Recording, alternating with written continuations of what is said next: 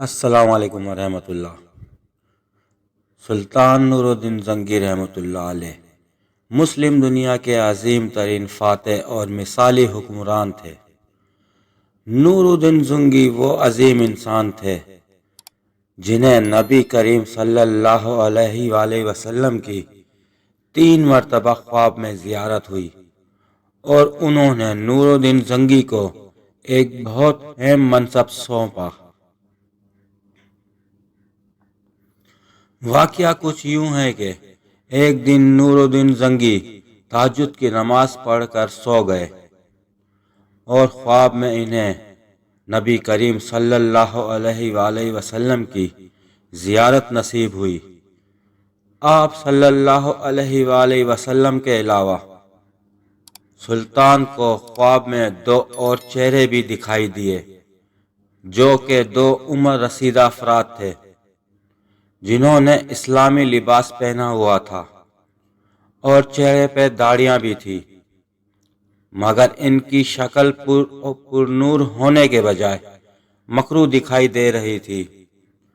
اسی دوران سرور کائنات صلی اللہ علیہ وآلہ وسلم نے ان 2 لوگوں کی طرف اشارہ کر کے فرمایا کہ ان کے شر سے ہماری حفاظت کا انتظام کرو۔ یوں ہی یہ خواب نبی کریم صلی اللہ علیہ وآلہ وسلم کی اس ہدایت پر ختم ہو گیا اور سلطان کی اچانک آنکھ کھل گئی، لہذا انہوں نے وضو کر کے 2 رکعت نفل نماز ادا کیے۔ یوں نماز ادا کر کے وہ دوبارہ سونے کے لیے بستر پر چلے گئے اور جیسے ہی ان پر دوبارہ نیند کا غلبہ ہوا، دوبارہ سے انہیں وہی خواب دکھائی دیا۔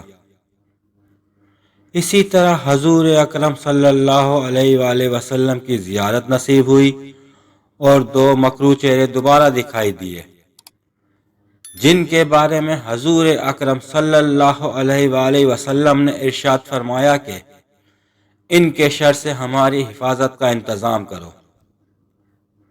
سلطان بے چینی میں دوبارہ بیدار ہو گئے اور خواب کا منظر ان کی آنکھوں کے سامنے گردش کرنے لگا۔ آپ نے دوبارہ وضو کر کے نوافل ادا کیے اور تیسری مرتبہ سونے کے لیے لیٹے۔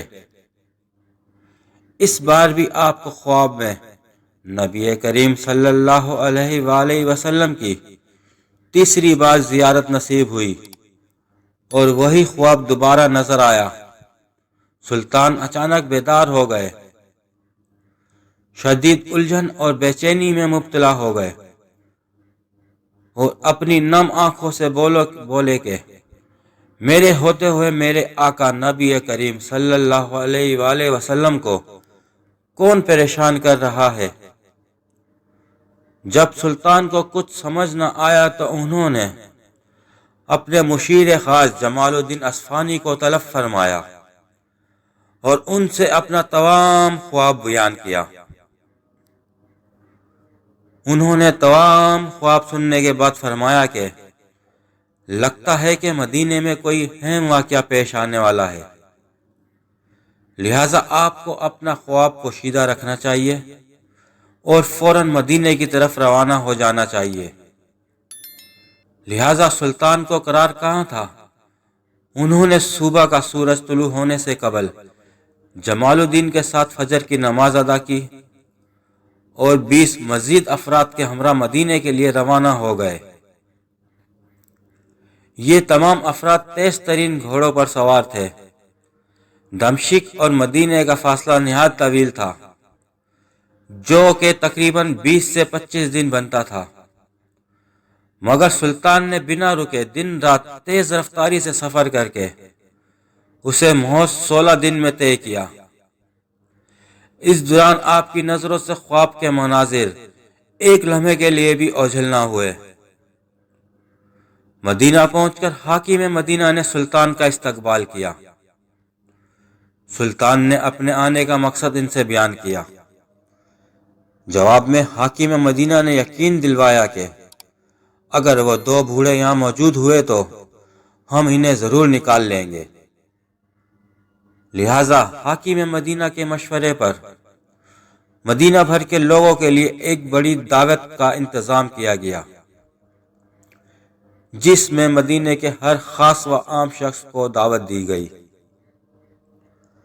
جب مدینے کے تمام لوگ دعوت پر پہنچے تو سلطان نے ہر شہری کو دعوت کے بعد ہدیہ دیا اور غور سے دیکھا، مگر ان میں سے کوئی بھی وہ دو بوڑھے نہیں تھے جو خواب میں دکھائی دیے تھے۔ لہذا سلطان نے امیر مدینہ سے دریافت کیا کہ کیا کوئی شخص باقی تو نہیں رہ گیا؟ انہوں نے جواب دیا کہ اس دعوت میں صرف 2 درویش حاضر نہیں ہوئے، اور وہ بہت ہی نیک اور دولت مند بزرگ ہیں جو ہر وقت عبادت میں مشغول رہتے ہیں اور لوگوں سے زیادہ میل جول بھی پسند نہیں کرتے۔ سلطان نے شک ہونے پر ان دونوں بوڑھوں کو طلب کرنے کا حکم دیا۔ جب وہ سامنے آئے تو سلطان یہ دیکھ کر حیران ہو گئے، یہ دونوں وہی تھے جن کی جانب حضور پاک صلی اللہ علیہ وآلہ وسلم نے خواب میں اشارہ کر کے فرمایا تھا کہ ان کے شر سے ہماری حفاظت کا انتظام کرو۔ سلطان نے ان سے دریافت کیا کہ تم کہاں سے آئے ہو؟ انہوں نے کہا کہ ہم دیار مغرب سے حج کرنے کے لیے آئے تھے اور پھر یہیں آ کر آباد ہو گئے۔ سلطان ان دونوں بوڑھوں کو ساتھ لے کر ان کی رہائش گاہ پر پہنچے اور جائزہ لیا۔ وہاں قرآن مجید کے چند نسخے، کچھ نصیحت کی کتابیں اور تھوڑا سا گھر کا سامان اور ایک چٹائی موجود تھی۔ سلطان نے جب چٹائی ہٹائی تو سب یہ دیکھ کر حیران رہ گئے کہ وہاں ایک سرنگ کھدی ہوئی ہے اور یہ روضہ رسول تک جا رہی تھی۔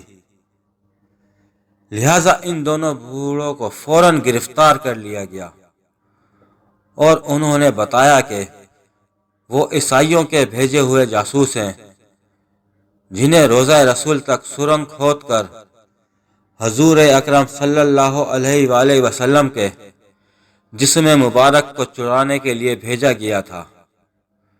اس مقصد کے لیے وہ رات بھر سرنگ کھودتے تھے اور مٹی چمڑے کے تھیلے میں ڈال کر قبرستان پھینک آتے تھے، اور اسی لیے انہوں نے روضہ رسول کے قریب رہائش اختیار کی تھی۔